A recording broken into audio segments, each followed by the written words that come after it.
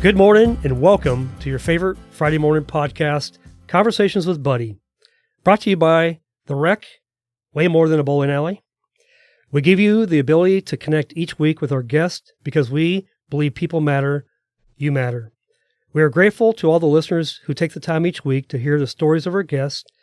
Please help us grow the show by taking a moment right now and subscribe to our podcast on Apple Podcasts and give us a review. Our purpose of this podcast is to impact the world one testimony at a time.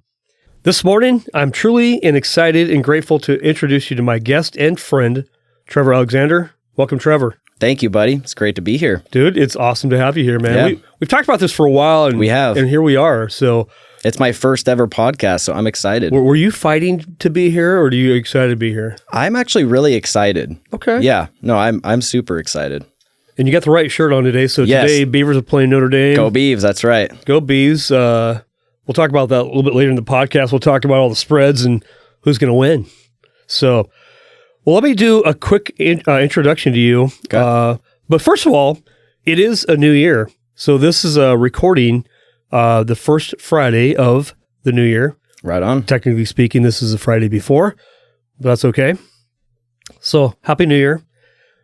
2024 is already here. I can't believe that. What a joy it is to be alive. I feel grateful to be here with you this morning. Me too. And looking forward to 2024. We'll dive into 2023 because I want to hear some of those maybe lessons you learned. There's always lessons to be learned. It's always fun to recap a year. So, yeah. Well, cool. Let me introduce you, and then it's going to be your show. All right. So first of all, you've been married to Maria for 9.5 years. Yep. You definitely married up there. She's a super nice lady. I did. You have 2 kids. Asher is 5. Isla is 3. I don't know your kids that well. I mean, I've met them before, but it's been a little while. Mm-hmm. You graduated from Oregon State in 2016. Go Beavs. Go Beavs. You're born in Corvallis as well. Yep. Did you also go to like grade school, high school? Yep. All the way through? K through 12. Sandy, Christian, so got it. Adair Village, but yeah. For whatever reason, my brain thinks you somehow lived in Albany for a while as well. Well, no, I did. That's actually where I grew up when I was a kid. We lived in Albany, but went to school there. Got it. Yeah. Got it. Okay. You're a mortgage loan originator with Guild Mortgage. Yep. You're a follower of Jesus. Mm-hmm. You're a huge fan of Stick Figure. Yes. And I think before you've had me listen to the bands like, okay, Stick Figure, who's that? They're kind of like a reggae band. Yeah. Really cool. What makes you like Stick Figure? What is it about them? Yeah, and I think I probably only discovered them about 3 years ago. They just they have that. They just make you feel a certain type of way, and yeah, it's just super relaxing. Yeah, and it just always puts you in a good mood. Yeah, I'd say just their music is uplifting, I think is the so when you're working, because you work out of your house, right? Sometimes. I mean, I go into the office. Oh, you go in the office too, but yeah. So do you jam to the music or do you have to have silence? I kind of go back and forth. Like there's times when I want to listen to music and then there's times when I just need to, dial in and focus. So it kind of depends on my mood. Got it. Yeah. Got it. Okay. One thing I added here is you're also a runner. I know that you do run, so tell me about that real quick, and then we'll dive into some deep questions. Yeah, so I was running, as you know, a lot more when we were in Bend.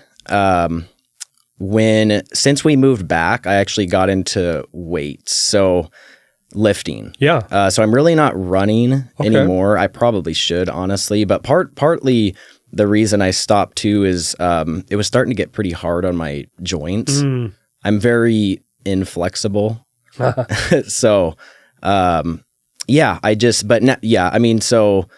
still will, but my main focus is lifting weights. Do you feel like you bulked up a little bit since you started lifting weights? I mean, you look like you're... Yeah, I think I've gained probably like 25 pounds. Of pure muscle. Hopefully pure muscle, maybe a little bit of excess. Does your wife like that? Like, okay. Yeah, she Trevor. does. Yeah. Yeah, she likes seeing that, I have some meat on the legs. Got it. Dude, too cool, man. Too cool. Well, let's dive in and figure out kind of where your journey has led you to this point. Because I've known you for the last 4 years, maybe. Yeah. Give or take. So there's a lot I don't know about you, and so I'm gonna learn a lot about you today, which is what I like about this podcast is I get to interview people I do know, but I always learn something new. Mm-hmm. And that's the thing I really love doing. I'm curious. So, well, take us back to the very beginning. You were born in Corvallis. Yep. But you kind of lived in Albany, but went to, anyway, continue. Yep. So born Good Samaritan Hospital in Corvallis. My mom was born there as well. I think my dad probably was too. But yeah, so grew up in Albany, lived in Albany my entire childhood, lived in 2 different houses. Went to Santiam Christian K through 12. So, and yeah, that's just north of Corvallis, heading towards Monmouth, off of the highway there in Adair Village. But yeah, so I have two older brothers. One lives in Idaho right now. The other one lives around here. Mom and dad are still together. So it's amazing. Yes, major blessing. So yeah, they've been, let's see, my brother's turning 34. So they've been together for about 34 years now, I think. So yeah, I mean, that's a huge blessing. I mean, just having parents that stayed together and still are, I realize is a major blessing. Marriage is tough too. It is tough, as have learned and am learning. We'll talk about that later in the show because I want to hear, what are the battles with marriage and stuff, but it's awesome. Yeah. But yeah, so I mean, that's kind of my upbringing. So yeah, grew up in Albany, have lived here in the Valley pretty much my whole life. We moved to Bend, Central Oregon for a couple years, but came back and now we're in Corvallis. Yeah. So, yeah. Okay. So question, how'd you meet Maria?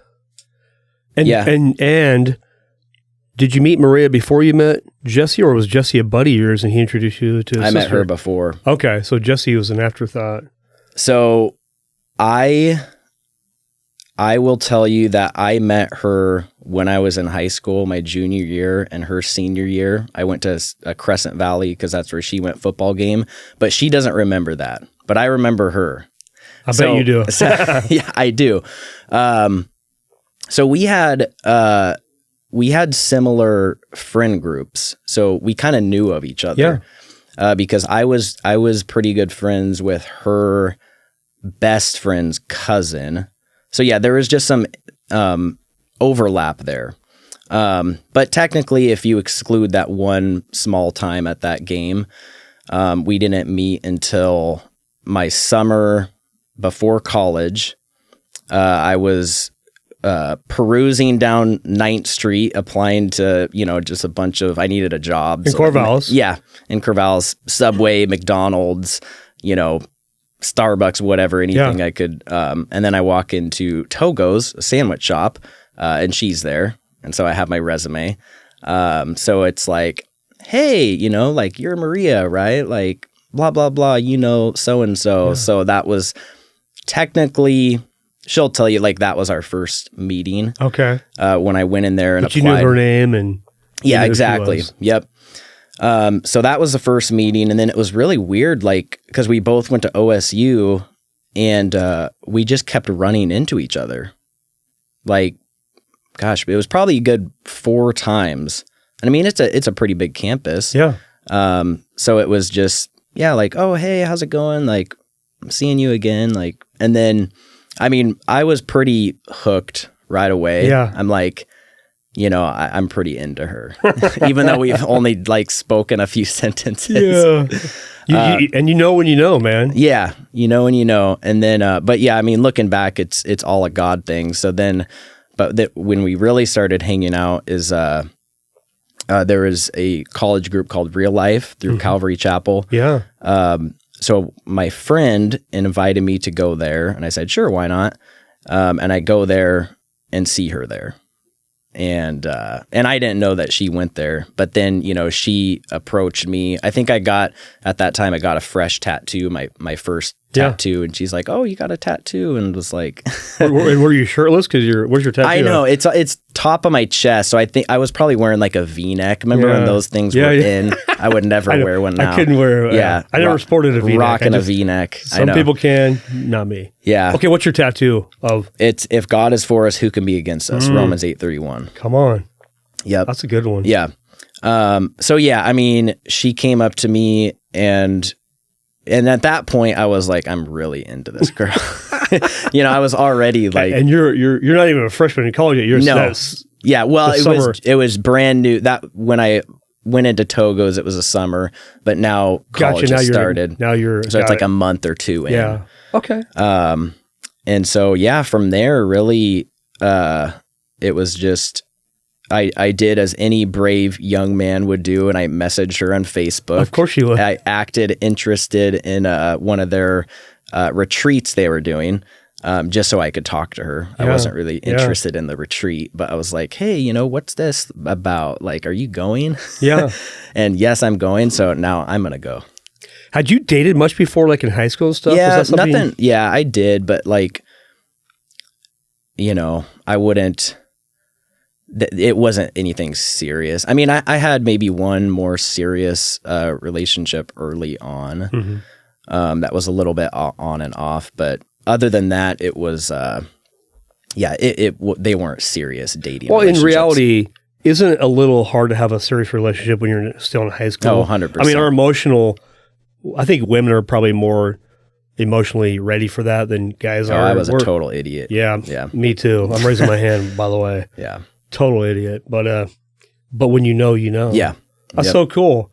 Did you guys go to Calvary Chapel then? Is that where you guys went to church in Corvallis, or where did you guys go to church at when you were first quasi-dating? Yeah, not at first. So we went to Grace City for the first, maybe year or two. And then we started going to Calvary. Yeah. Yeah. So when you messaged her through Facebook, that brave moment you had. I know.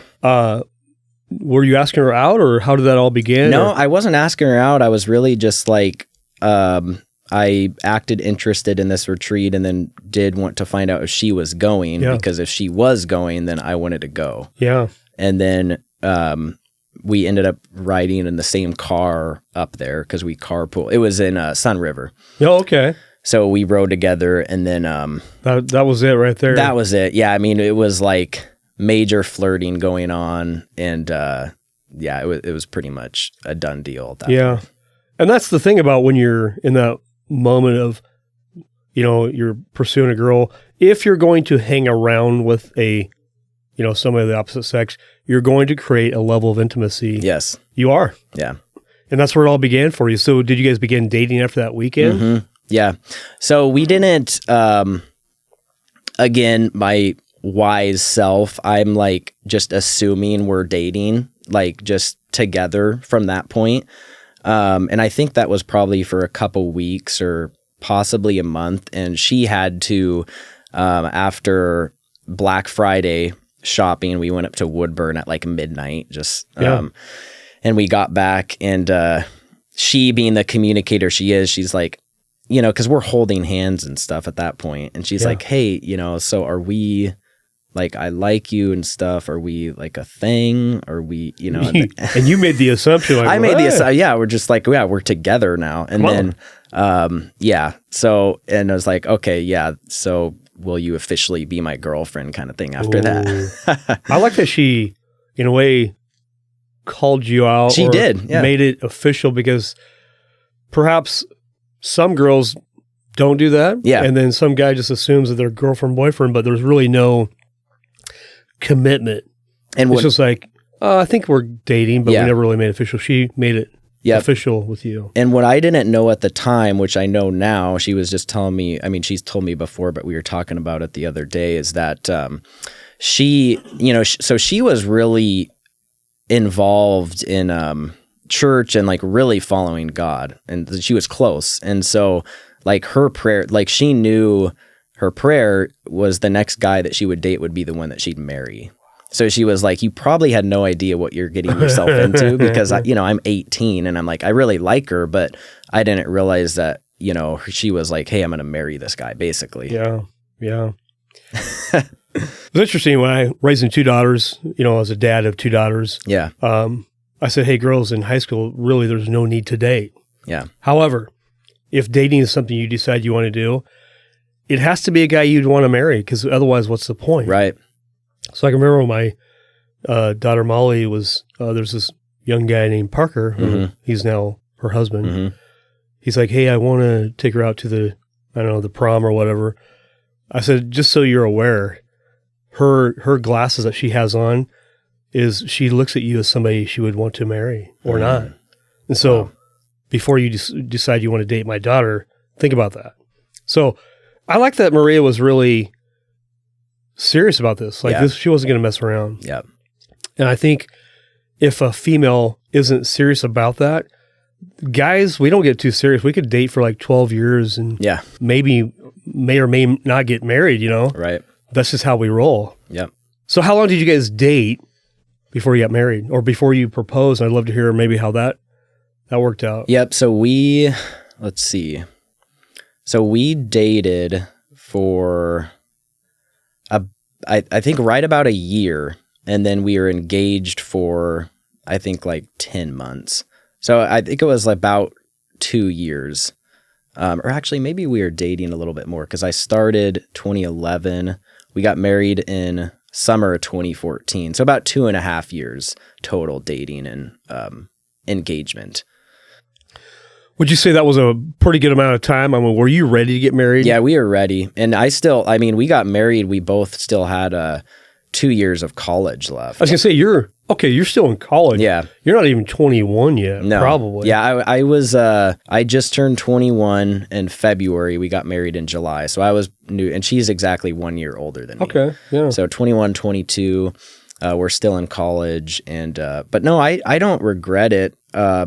Like you said, when you know, and that was kind of my mindset at that time of there doesn't really seem any sense of prolonging it. Yeah. And of course, I'm still kind of ignorant as far as like, I mean, we're not making any money and I'm just like, did okay had to take out some student loans, but not a whole lot. And so, I wasn't really, there was a little bit of like love blindness, I think too. Yeah. We didn't really know what we were getting ourselves into. It's great. But I still wouldn't change it because when you know, and we learned a ton. I mean, the first year was pretty hard, honestly. It was hard for a number of reasons. One of them is we like never saw each other because I was going to school during the day, and then my job that I had was like a swing shift. So I'd be school and then working until 10 to midnight, and then she started working. She was at Togo's, and then she went to Coffee Culture. So we were just completely different schedules, hardly saw each other. So I think that was a big part of it. Yeah. Expectations for me was a big point of contention. Just you have these expectations when you go into marriage about what it will look like. Right. And it just wasn't those. So that it took some working through that to realize, like, okay, we need to like adjust these expectations. How's that working, those expectations? Because I think I know what you were talking about, but those expectations, and maybe if you're a guy, you're a mama's boy, your mom cooked, clean, did your laundry, whatever. She did. And all that, then you're kind of expecting maybe your wife to do the same. Is that? Oh yeah. Was that? What that was part of it. It's intimacy. It's that. It's really like you see the vision that you saw growing up, and kind of what you a lot of like selfishly envision in your head, like as a man, like, okay, what a wife should be, and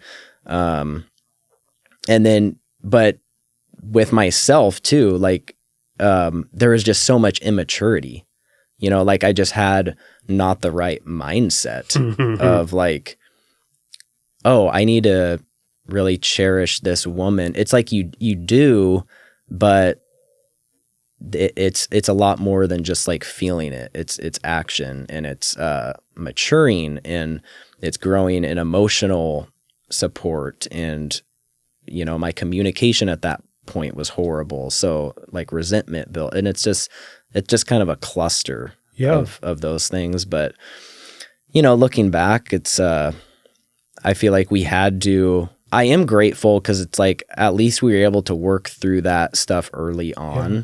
And, I mean, we're still working through it. Like we're nowhere near there. But you know, the maturity process had to start early. Yeah. It's interesting. I probably told the story before, but it's to your point too. I had the same expectations as well. But I remember early on, we got married at 23. I had just turned 23. So kids are now getting married at 25 and 27 and 30. So 23 is pretty young. Yeah. But I remember this before I really came to know the Lord. But one Friday night, I was like, hey, I'm going to go out with my buddies. We're going to go party. And she's like, no, you're not. And so I had to have a come to Jesus meeting, and it changed everything. That one time, I can remember like 32 years ago. Wow. And but since you guys been married, you know, the 9.5 years, how have you matured? How's that worked out? What have you done to, I don't know, honor your wife? The thing that I need to work on the most, and that I have done some work, but it's an ongoing process, is emotional maturity. And, you know, the thing that she needs most is emotional connection and, you know, feeling safe with someone and protected. And it's not just physical protection, it's, you know, emotional protection and stuff like that. So, so I'd say that I've probably come the farthest with that. And like I said, there's still room to grow every day. And, the other thing is communication. I just realized like how bad I was at communication. I mean, our family dynamics are complete opposites as far as communication and how to handle conflict and stuff. So, with the communication, it's conflict resolution. So we have improved a lot, because at the beginning, it was pretty rough. So yeah, communication, I've grown a lot. She's helped me grow a lot because she's always been a really excellent communicator. And she's, the thing I had to learn too as a man is that like emotions aren't bad, like, because you can't deny that you have them. Yeah. And so for me, it's, you got to learn how to like express those in the right way, you know? And so for me, it was like, not showing anger and sadness or whatever, like that's a manly thing to do, to just kind of like, you know, keep everything inside, which I think a lot of men struggle with, but it just leaks out in too many places when you do that. So you have two older brothers. Yeah. It's funny. I don't know why you've talked about that, but I've never met them, so it doesn't click for me, but I wonder if that has some influence on being the younger brother, you know, quit your crying, shut up, and I'll beat you up if you, whatever. What, you guys do a lot of fighting when you grew up? Well, I mean, was it rough and tough? Yeah, me and my older brother, we definitely got into it more than me and my middle brother. Kyle, middle brother, he was definitely more like the mediator. I was going to say the peacemaker is that middle child, which is a difficult place to be. Yeah, he was 100% that. And so, you know, and I think me and my older brother was just pretty standard little brother, big brother relationship, you know, where he, you know, I was really small and just kind of like pick on me and his, you know, friends, and you know, they would pick on you and stuff, and some of them, not all of them, but yeah, so it was pretty, I would say, standard brother relationship. Like we definitely weren't like always fighting, but you know, there was a couple good fights that we had. Dude, I love that. But yeah, I to your point, I do think that has something to do with it being the youngest. Yeah. Well, marriage is interesting, that God ordained marriage. Yeah. And for the specific reason to help us deal with our pride, our egos. Yeah. It's the most humbling thing you'll ever do. You can't control marriage. You have to love unconditionally, not conditionally, without expectation. It's hard to do. And we'll spend a lifetime doing that. You'll never arrive. Would you say that one of the big reasons that God ordained marriage is to help sanctify us. Ooh. That's a really big word, to set us apart for him. Yeah, I do. That's something really to think about. What marriage does for us. Not to us, but for us. Mm-hmm. Because really, left alone, us guys, you ever watched the movie called The Blind? It's the patriarch of the Duck Dynasty. I haven't seen that. The patriarch, he's probably 80-something. The whole movie came out this year. In fact, go watch The Blind. The patriarch, the guy who he was married, and then he wants to kind of be his own guy.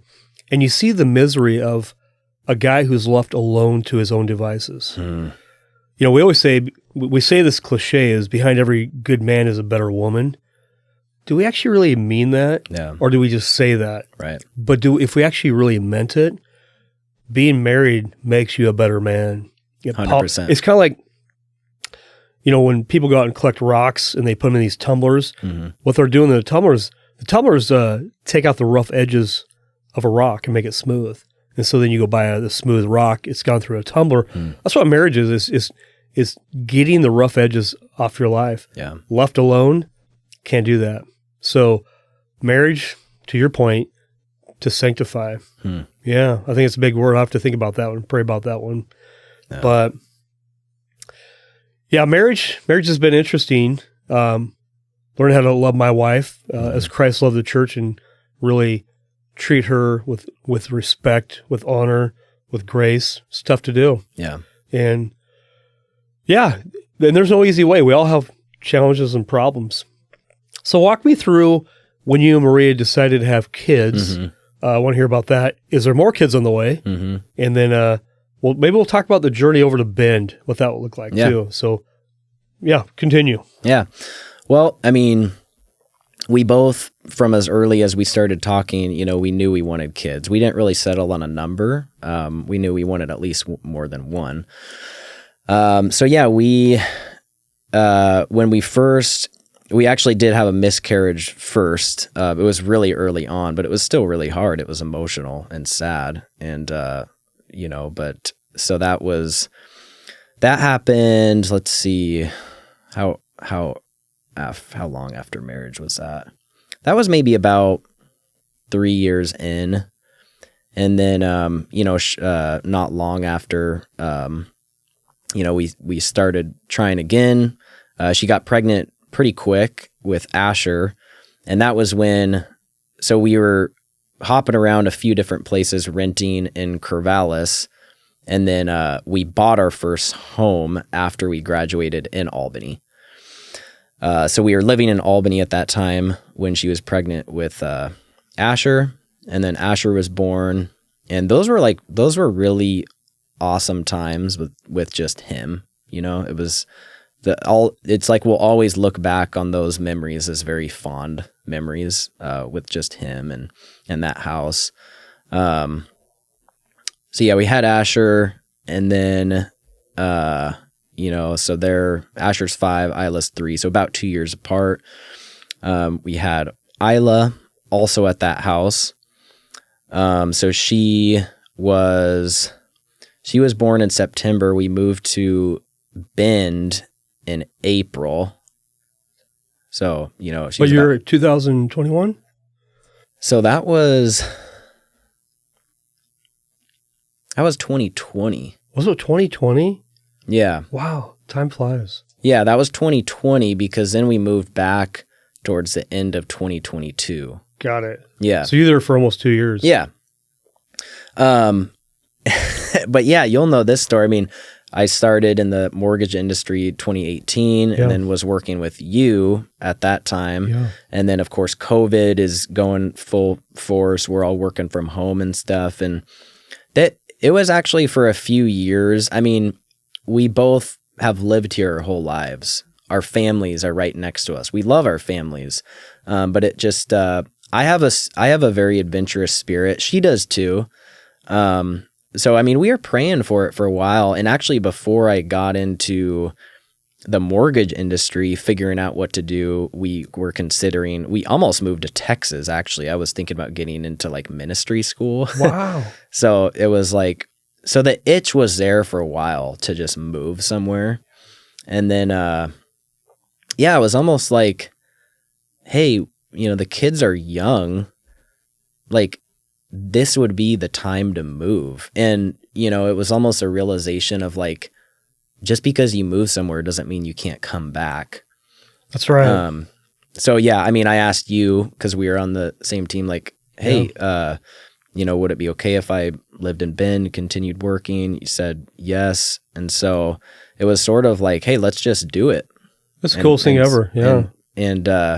And Bend was nice because we, of course, loved it there, loved visiting, and it was still somewhat close by. So it just seemed like a pretty good happy medium. Yeah.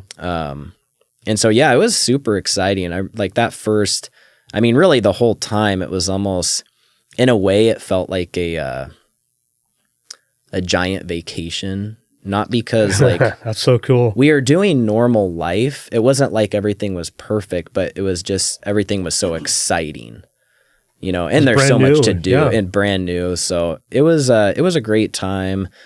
So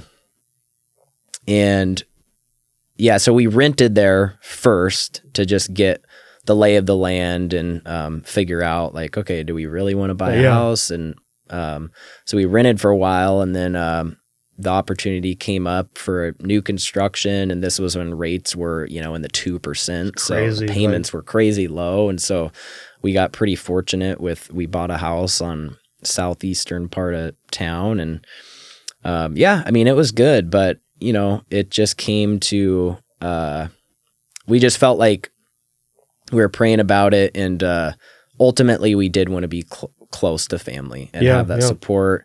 And it wasn't like we ever disliked it here. Like I said, it was just kind of the adventure piece and wanting to do something different. Hey, we did. We don't regret it. We met really great friends there. We still have good friends from that.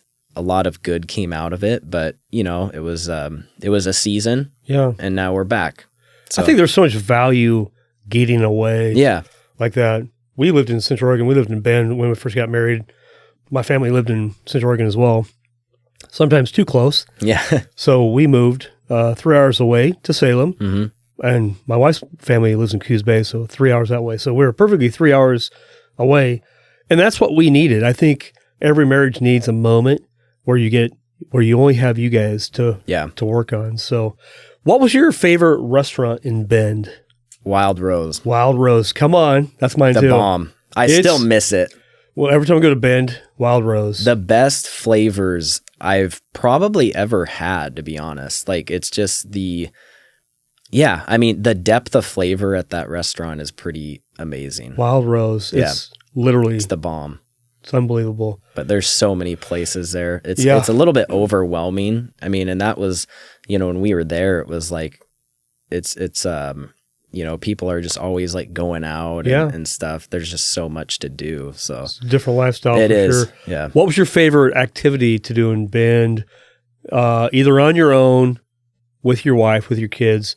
Was there like one favorite activity that you guys did? Yeah, hiking for sure. I got really into hiking. That's probably the thing I miss most. And I'm not like a super intense hiker. I'm just like, you go on a intense walk basically. Yeah. But I loved it's just being outside is really it was pretty amazing, like where we are at, to be 30 minutes from the mountains. Mm-hmm. And the flexibility we have with work and stuff. Totally. I mean, I literally because I wanted to see how fast I could hike up South Sister alone, because I did it like 4 times that summer. Did you really? 3 or 4. And I was like, man, I just want to go, because I've never been by myself. I'm like, I want to just see how fast I go. So I got up there at like 5:30 a.m. or something like that. And then, got back home at noon and still worked. You got to the mountain at 5:30 a.m. You hiked up, hiked back down, back home by noon. Yeah. And that, how it's like, I think I did it in like 4.5 hours. It's like 11,000. It's I think it's close to that. You start at like 6 or maybe 5.5, so you're ascending about 5,000 to 6,000. But Got it.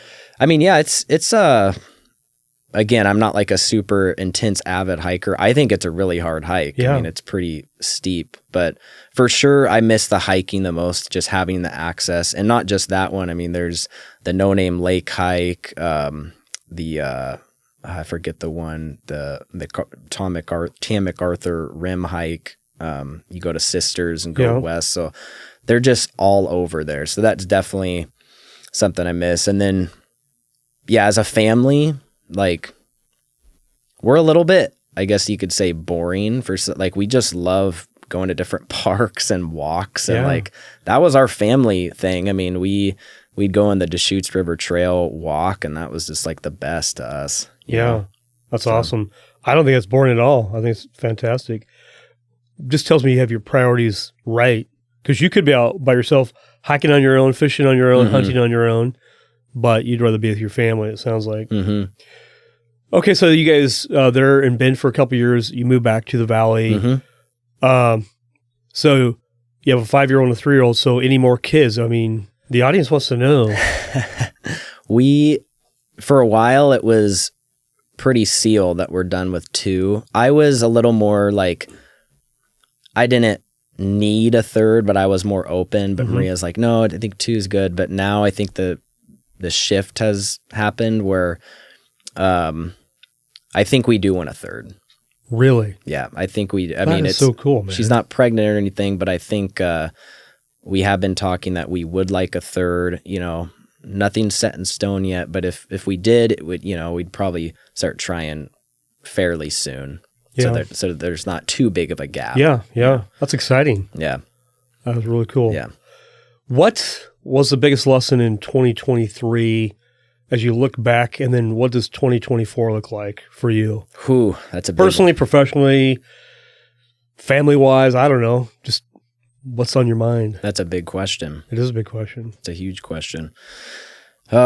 Biggest lesson learned in 2023 business-wise is to be smarter about, I mean, our we're paid commission, so there's good years and there's some really lean years.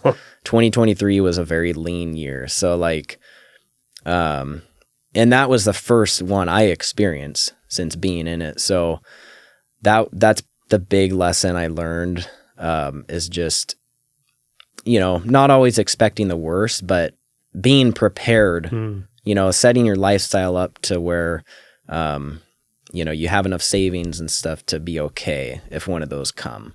Yeah. The economy does what it did. That's a huge lesson. Another one is how I realize I neglected my marriage and Maria a lot of not cherishing her as I should, and just really not prioritizing it as high. You kind of get in like that,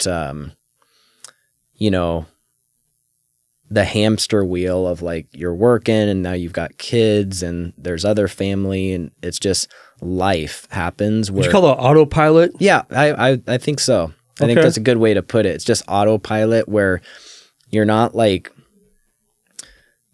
actively saying like, I'm not working on my marriage, or, you're just not, pursuing it and making it as a priority as you should, because the reality is, like, if we don't have a solid marriage, then it affects everything down the line. Yeah. It makes me not as good of a person, not as good of a dad, not as good of an employee and so it just really affects everything. So, I think just prioritizing that number one, and I say number one, I mean, like, to me, my mindset is my relationship with God is always number one. I mean, that's just what I'm always going to I mean, that's a need. And that, you know, but when you are actively seeking God and, you know, just like praying for your spouse, you know, that's going to change your marriage. So yeah, I'd say, and, you know, maybe a little bit, the kids got a little bit, I think they can get too much attention sometimes because, you know, if you're not, I think at the end of the day, you know, they need a really solid marriage too. They need to see that. Yeah. So I think that was, you know, maybe put on the back burner a little bit of like, oh, you know, yeah, I feel like I'm a great dad, and, you know, but so yeah, that I'd say that's a major lesson I learned of just never getting passive with it, you know, just always being intentional. I think sometimes that's where I struggle is you're not necessarily doing anything wrong, but it's almost like the difference of, you know, you have sins of commission and sins of omission kind of thing. Just that should be something that you're just always intentionally trying to work on. Yeah, I think as guys, I think we can be very passive. In fact, I'd rather not have to think emotionally, you know? Right. And you use the word intentional, but in order to have a good marriage, going back to Maria, what she needs is to have that emotional connection, just like my wife does. And for me to be intentional, for you to be intentional, to feel safe, not just physically, but emotionally. Mm-hmm. Exactly. And as I ask guys, because I talk to a lot of guys, and I was, hey, what's your priorities? And oftentimes it's my kids. And that's fine, but then how does your wife feel about that? Yeah. And then where does God fit in this priority list? Is God part of your priority list? How's that working out for you? Mm-hmm. And then, but kids are eventually going to grow up and move away, which is where divorce oftentimes happens around your 20 to 30. Is like you spend all this time with your kids, but you didn't develop that relationship with your wife. Mm-hmm. So that's really one of my questions I want to ask you is a couple of things. Number one, how do you see your life in 50 years with Maria? Because this is vision. Because if you don't have a vision for 50 years, hey, marriage is hard. It's easy to go, you know what, kind of done. So how do you see your life in 50 years with Maria? What is the vision you want her to see and know without a doubt that you desire to love her unconditionally all the days of your life, from the day you committed your life in marriage until Jesus calls you home? And how will you do that? Wow.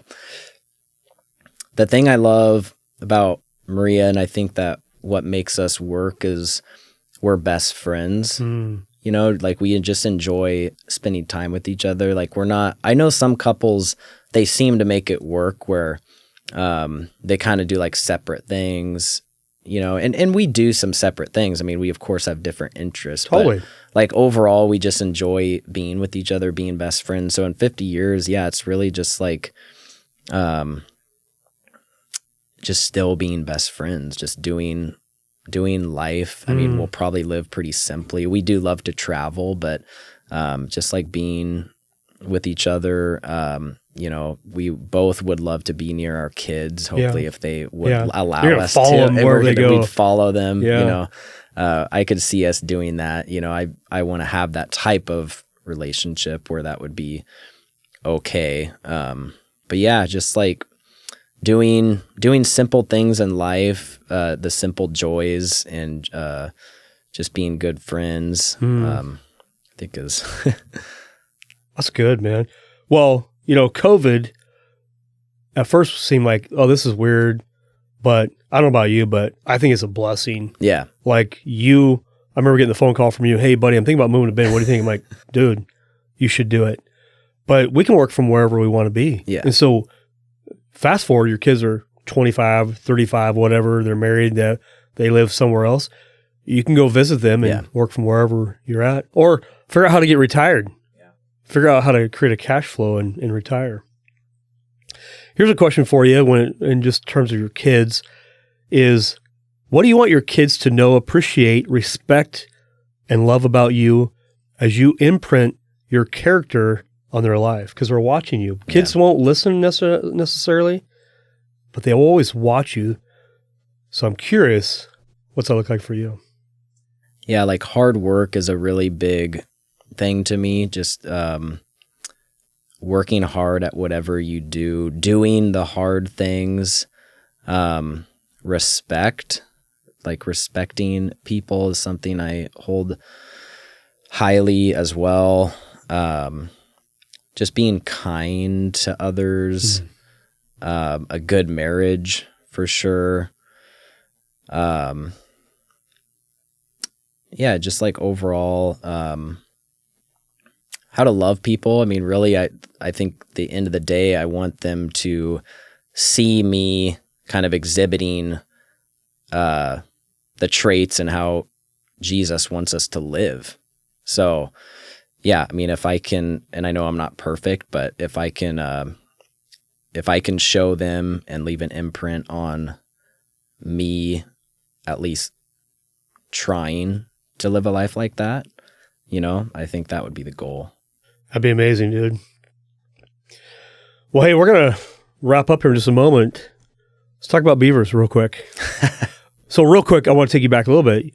You actually went to college to be what? Nutrition and food service management degree. It was nutrition with an option in food service management. Yeah. So I did a year at culinary school. I really love to cook. I still love to cook, but I got done with the prereqs and I just was scrolling through the degrees and had to pick something. And I'm just totally ignorant at that point. I'm not thinking about money or lifestyle or anything. I'm like, oh, that looks interesting. Yeah. Sure, I'll do that. Yeah. So what did you end up graduating with? That. So yeah, it was a Bachelor of Science in Nutrition, option in food service management. So I was doing food service for like 7 years, actually. I got a job at OSU after I graduated and just was the most horrible experience I've probably ever. I was in complete misery. And I'm just like, I know it seems like I exaggerate it, but it truly was like, I was dying there. Like I had to get out. I had to do anything. Yeah. It was just like the most soul crushing thing. Yeah. But yeah, I mean, it paid off, It was like 2.5 years of just like praying and just like, I don't know what to do. And then, I was doing janitorial cleaning on the side, basically took over my dad's business because he did that to help put us through San EM. So he's been doing that forever. So I was like, hey, can I basically, take this over? So I was doing that and then finally got enough business to supplement like what I would make throughout the summer at that job. And I held off because the insurance was so good for Asher to be born on the insurance. So I held off just long enough. And then on my paternity leave, I put my 2 weeks in and was just doing the cleaning, the janitorial stuff, got enough accounts, like I said, to get through the summer. But beyond that, it was like, okay, we have a baby and I don't have this like stable job anymore. Yeah. Like it was, but Maria trusted me. And then, early August, I get the call from Greg Norlander, who brought me into the mortgage industry. And it's like, hey, I just like, there's this new position at Guild. Yeah. That's funny. You should think about applying. I know your dad's in finance and everything. So he just thought of me about it. What a blessing. Yeah. It was all well, God. That's the only way to get in the mortgage industry is to stumble because there's no degree in mortgageology. It was totally stumbling. Degree in nutrition and I'm doing mortgages. Yeah. Commission based. So back to your love for the Beavers. Yeah. You kind of bleed orange. I'm a huge Beaver fan. Yeah. Yeah. So prediction on today's game against Notre Dame. So Notre Dame is number 15. Oregon State's number 21. Yeah. What do you think? What's the final score? What's the spread right now? I think the spread is Notre Dame by 6.5. I'm going to say the Beavs are going to win. It's probably not going to be super high octane offense. Both teams are missing a lot of players. I'm going to say I think the Beavs are going to get it done. I think it's going to be a close game, 21-17. Let's say that 21-17. I like that. Yeah. Well, Well, this time next week when it actually airs, we'll have already known the truth. We'll but see. We'll see what happened. It'll be fun. But games kicks off here at 11 a.m. 11. this morning. Yeah, Yep. so excited for that. Yeah. Well, dude, I love hanging out with you. I love you as a brother. I Me love too. that you're a family man. That's really, really, really important. I love that you love your kids. In my opinion, you are a guy who has good character and integrity. So I like working with you, which is pretty cool. So I consider it a real joy just to know you, just so you know. Same. Thank you. I people love you and they trust you. And so how do we end this call or this podcast? Is there anything that you wanted to share? Anything left in your thoughts to end on a great note that would be important to share with our audience? And maybe you left it all on the table. I don't know. Yeah, no, I mean, I've definitely got a lot of thoughts. You could probably go a lot longer if we really wanted to. I mean, yeah, there is a lot. It's tough to kind of pinpoint anything. I would say, I think going on the journey to really get to know yourself is important. I think a lot of people kind of go through life with not really knowing who they are or like, and what they even like. So yeah, I just think that's like probably, outside of getting to know God, I think that's probably the best thing that you could do is really, know who you are, know why you were created. Because without hope and without any direction, you're kind of just, there's a lot of mental health issues out there. And I think that would enhance it. So, and then, yeah, with that, like I've just realized how important health is. Like that's one of the reasons, I've gotten so into going to the gym and lifting weights is just, I've realized how important, like how much better of a person I am when I feel good and healthy and good about myself. So like prioritizing your health, not just physical, but like your mental health, your spiritual health. And I think that looks different for people it can look different for people and how they do that. But yeah, for me, it's just been simple. I mean, your podcast that you had Jason on, like in his James acronym, like I've literally implemented it. I've started journaling every day. I've started giving myself affirmations, meditating. I've just been finding a 15-minute YouTube meditation and then exercising and then serving others. That's his so I mean, I really think that's as important as it gets, because like without health, we really can't do anything well, at least. Yeah. I just think it's like the most important thing. If you're not healthy, you can't be who you're supposed to be. Yeah. About a year ago, my priorities were this: God's number one, my wife, my kids, my ministry, my health and finances and work. What I realized is that I had to change some things. God was number one. My health was number two, because what my wife needs is a healthy husband. And in this industry that we're in, it can grind you to where you work, and you aren't taking care of yourself. And so I, about a year ago, prioritized my health to be number two. Change everything. So I'm with you 1,000%. Getting priorities right, because when we're in the world that we live in, we're busy. I would say your priorities will help shape you to be busy doing what's important, right? So I think your message on, God and your health is really critically important. At least it has been for me. So I definitely second that. So, yeah. Do you mind if I share just, do we have time to share you keep going. my quick testimony? Man. I thought that might come up. So I was okay, I think I need a. Yeah, let's share it. So, we got another hour to go. So I was really immersed in Christianity from a young age. So I'm talking, I obviously went to St. Anne Christian K through 12, but grew up going to church, and not just like Sunday morning church. I mean, I'm talking Sunday nights, Wednesday night life groups. We were a part of Bible Olympics, and our team was the one to beat. Wow. I mean, I knew all the stories. And so, yeah, that's kind of, and my parents are amazing. I mean, they raised us that way for a reason, with intentionalities that my mom didn't even earn a paycheck until, gosh, I think we were like in high school. Her pay just went directly to our tuition. My dad worked 2 jobs so we could put us through St. Anne. Like, they sacrificed a ton to give us that life. But anyways, you just kind of, you're just going through the motions, and it's all just head knowledge. But what I didn't realize at the time, I mean, you're still getting that stuff absorbed in you.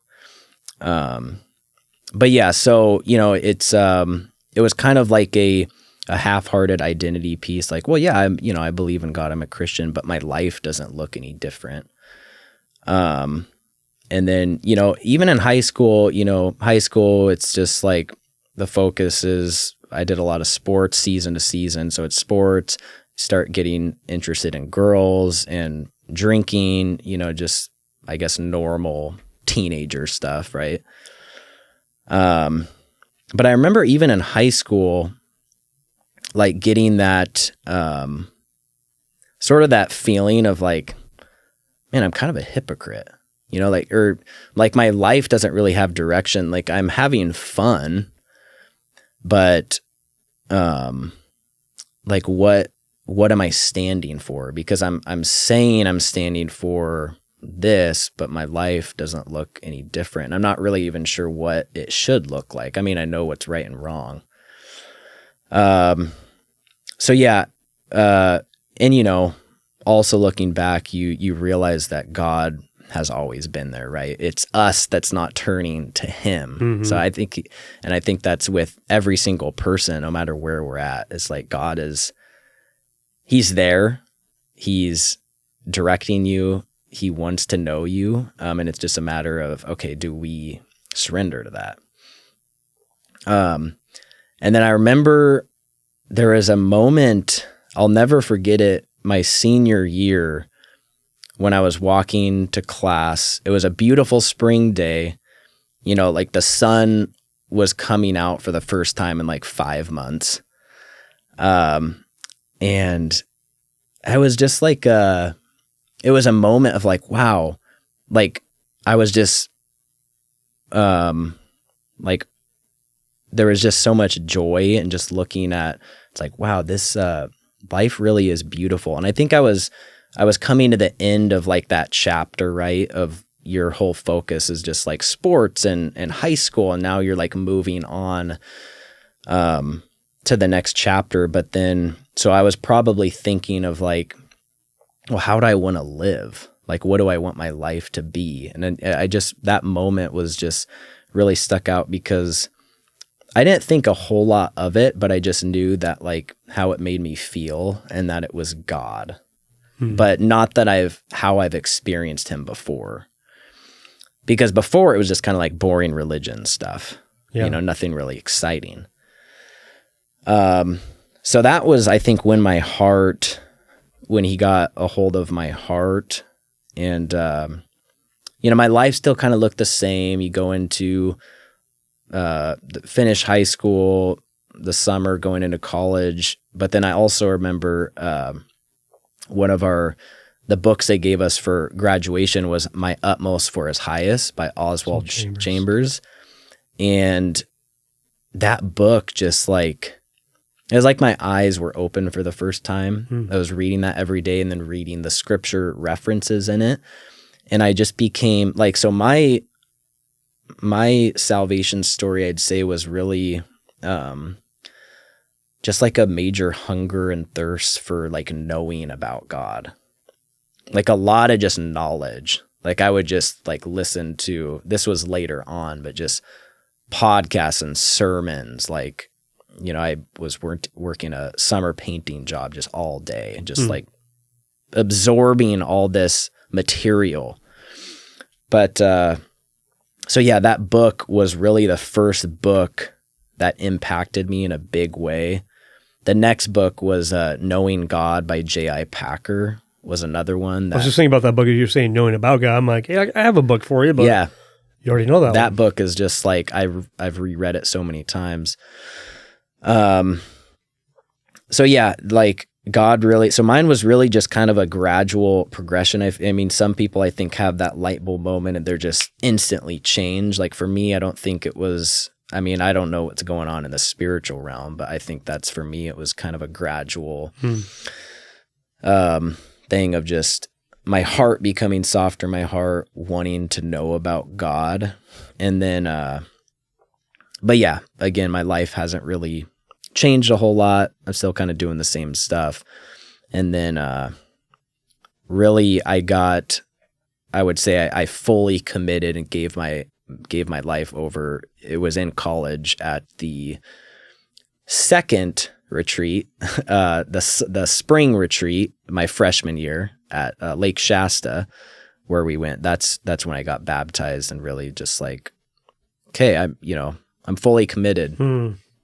And Maria, of course, helped my journey with that too, because she, you know, when I met her, I was still kind of like the bad kid almost, you know, I'm just kind of the rebellious, like, who is this guy? Yeah. You know, he's just like, but you know, and she was just further along. So she definitely helped that. But yeah, I mean, that's mainly what I wanted to share. And I guess like hopefully encourages people. And I know some people like didn't grow up with any of that. And I think, you know, they might have certain advantages. Like we're all dealt different cards, right? And I feel like I was dealt a really good hand, honestly, like super loving, encouraging parents. They're still together. Like, you know, in a lot of ways, like I had an easy life, suburban Christian school life. And like, that's just the reality. Yeah. And some people didn't have that. But those people, you know, they probably learned important lessons that made them better now than I didn't learn. So, but yeah, I mean, that's just kind of, my progression there that I wanted. No, that's a great story. It sounds like, you know, we know that baptism doesn't save you. It's not part of the salvation. No. But it does show the level of commitment. It's like a declaration. It's a declaration. You're publicly showing yourself to the world like, I'm in. Right. Yeah. Yeah. You're 100% right. Yeah. You don't need to do that to be saved, or anything like that. You know, it's, like you said, it's a I think there's some obedience that goes along there because God calls us to be baptized, not a salvation thing, but to give our life fully committed, submerging to who He is and what He is for our life. I could tell you the same thing for my life as well. But Trevor, it's a great story, great testimony. Thank you for just being completely open and transparent. You know, the good and the bad. You know, it's marriage and it's life, and life isn't perfect, but we will keep fighting the good fight. And anyway, appreciate this time. I'm looking forward to the Beaver game coming up here shortly. Me too. And man, Lord bless you and keep you. Thank you all that listen each week. I hope you really get a lot out of this podcast with Trevor. He just opens up and shares his heart. And so loved your feedback. If you ever want to be on the podcast, you want to share your story, we'd love to have you. Thank you all for taking the time each week to be encouraged, challenged, and loved. Remember what Jesus said? I'm the way, the truth, and the life. No one comes to the Father except through me. My hope and prayer is that you believe the words of Jesus. We'll see you next week. Thanks so much.